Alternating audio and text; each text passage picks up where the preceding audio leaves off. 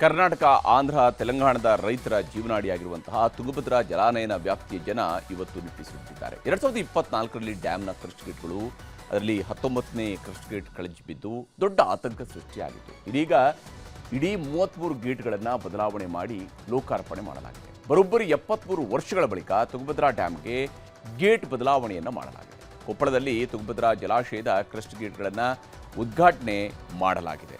ಈ ವೇಳೆ ಮುಖ್ಯಮಂತ್ರಿ ಡಿ ಕೆ ಶಿವಕುಮಾರ್, ಆಂಧ್ರ ಪ್ರದೇಶದ ಮುಖ್ಯಮಂತ್ರಿ ಚಂದ್ರಬಾಬು ನಾಯ್ಡು, ಹಾಗೆಯೇ ತೆಲಂಗಾಣದ ಮುಖ್ಯಮಂತ್ರಿ ರೇವಂತ್ ರೆಡ್ಡಿ ಹಾಗೂ ಕೇಂದ್ರದ ಜಲಶಕ್ತಿ ಸಚಿವ ಸಿಆರ್ ಪಾಟೀಲ್ ಅವರು ಈ ಕಾರ್ಯಕ್ರಮದಲ್ಲಿ ಭಾಗಿಯಾಗಿದ್ದರು.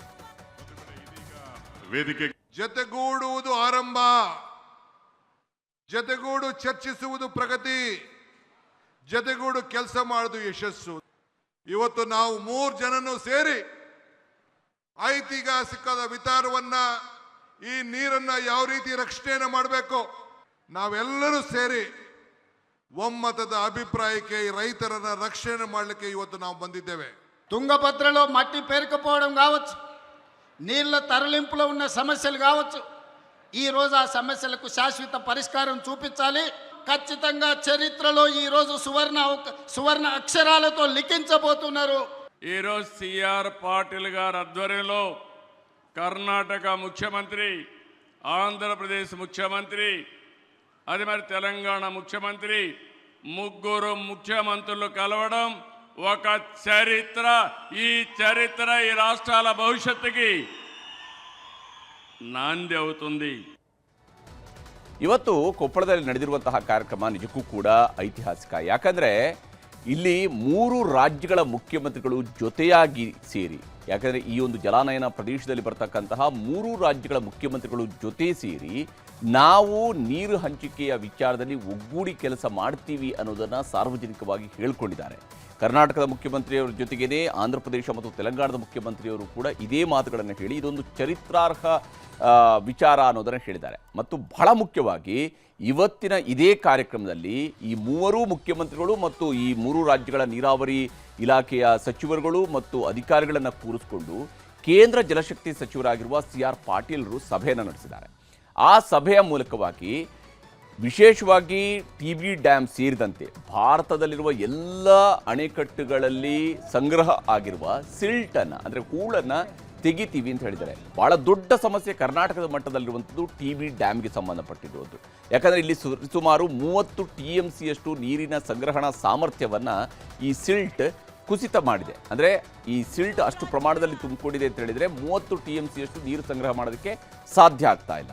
ಈಗ ಆ ಸಿಲ್ಟನ್ನು ತೆಗೆಯೋದಕ್ಕೆ, ಅಲ್ಲಿಯ ಹೂಳನ್ನು ಎತ್ತೋದಕ್ಕೆ ಕೇಂದ್ರ ಸರ್ಕಾರ ಸಹಮತವನ್ನು ವ್ಯಕ್ತಪಡಿಸಿದ್ದು, ಅದಕ್ಕೆ ಒಪ್ಪಿಗೆಯನ್ನು ಕೊಟ್ಟಿದ್ದು. ಕರ್ನಾಟಕದ ಈ ಯೋಜನೆಗೆ ಹಿಂದೆ ವಿರೋಧ ವ್ಯಕ್ತಪಡಿಸ್ತಾ ಇದ್ದ ಆಂಧ್ರ ಪ್ರದೇಶ ಮತ್ತು ತೆಲಂಗಾಣ ಸರ್ಕಾರಗಳು ಕೂಡ ಒಪ್ಪಿಗೆಯನ್ನು ಸೂಚಿಸಿರುವಂಥದ್ದು ಚರಿತ್ರಾರ್ಹ ಸಂಗತಿಯಾಗಿದೆ. ಈ ವಿಚಾರದಲ್ಲಿ ಸಿಆರ್ ಪಾಟೀಲ್ ಏನು ಹೇಳಿದ್ದಾರೆ ಅನ್ನೋದು ನಿಮಗೆ ತುಂಗಭದ್ರಾ डैम का जो दरवाज़ा जो गेट रखने थे वो तो लगा दिए गए हैं, मगर वहाँ सब सिल्टिंग हो गया है. माननीय प्रधानमंत्री मोदी साहब के पास तो रिपोर्ट है कि पूरे देश में जो 6,500 डैम हैं उस सभी में करीब 15% सिल्ट हो गया है. यानी कि उनके करीब 15% कैपेसिटी, कैरिंग कैपेसिटी कम हो गई है. और ये ತುಂಗಭದ್ರಾ डैम में भी 15% से भी ज़्यादा वो सिल्टिंग हो गया है. हमारे मंत्रालय में इसके लिए एक योजना बनी है. हमारे सेक्रेटरी VL कांताराव जी भी आज यहाँ पर है. हमने तीनों मुख्यमंत्री को भी कहा है कि डी सिल्टिंग के लिए हम लोग योजना बनाकर आपके सामने रखेंगे. काम तो तीनों मुख्यमंत्री को करना है, मगर जो निर्णय करना है, उनको जो टेक्निकल सहयोग करना है वो हम जल्दी से करेंगे. और ತುಂಗಭದ್ರಾ की पानी की कैपेसिटी करीब 25 से 30% और ज़्यादा बढ़ जाएगी. ಇದು ನಮ್ಮ ರೈತರ ದೃಷ್ಟಿಯಿಂದ ಬಹಳ ಮಹತ್ವದ ಯೋಜನೆ ಮತ್ತು ಬಹಳ ಜರೂರಾಗಿ ಆಗಬೇಕಂತ ಯೋಜನೆ. ಇದರಿಂದಾಗಿ ಕರ್ನಾಟಕದಲ್ಲಿ ವಿಶೇಷವಾಗಿ ಕೊಪ್ಪಳ, ರಾಯಚೂರು, ಬಳ್ಳಾರಿ ಈ ಭಾಗದ ರೈತರಿಗೆ ಹೆಚ್ಚಿನ ಬೆಳೆ ಬೆಳೆಯೋದಕ್ಕೂ ಕೂಡ ಅವಕಾಶ ಸಿಗಬಹುದು ಅಂತೇಳಿ ಊಹಿಸಲಾಗಿದೆ.